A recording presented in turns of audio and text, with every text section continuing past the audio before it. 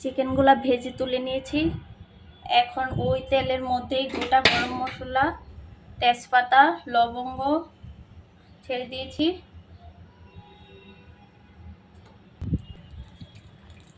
এখন আদা বাটা,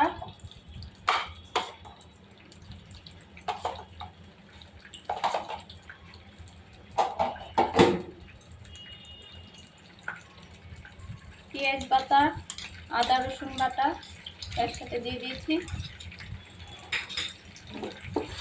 তেলের সাথে ভালো করে কষিয়ে নিব।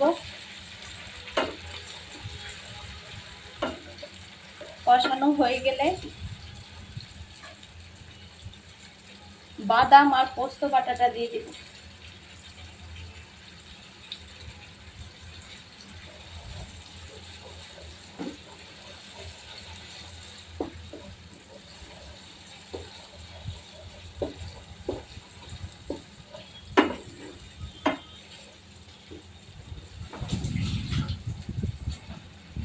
এখন দিব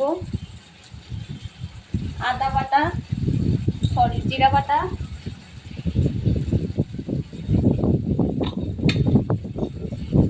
শুকনো মরিচের গুঁড়া,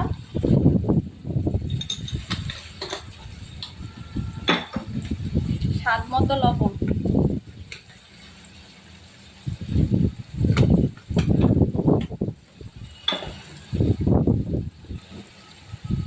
মশলাটা ভালোভাবে কষিয়ে নেব।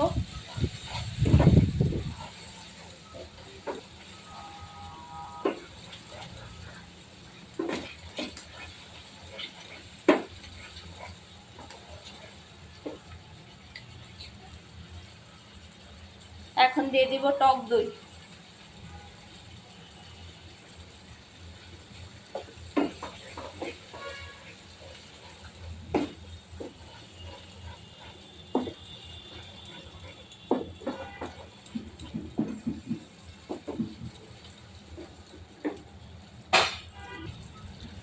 মশলাটা কষানো হয়ে গেছে। এখন আস্তে আস্তে চিকেনগুলো দিয়ে দিব।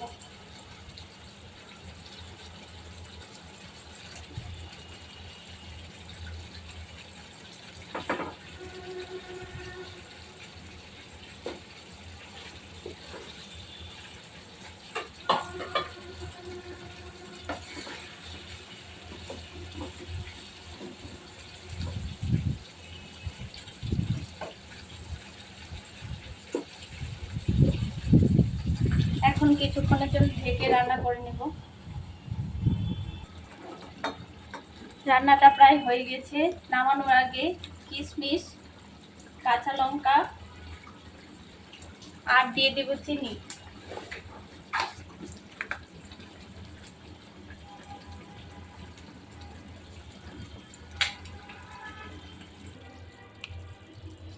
ঝটপট তৈরি হয়ে গেল আমাদের চিকেন রোস্ট। এখন একটু বেরেস্তা দিয়ে নামিয়ে নিলে এটা পোলাও, বিরিয়ানি সব কিছুর সাথেই অনেক দারুণ লাগবে। একবার হলেও ট্রাই করবেন। ধন্যবাদ।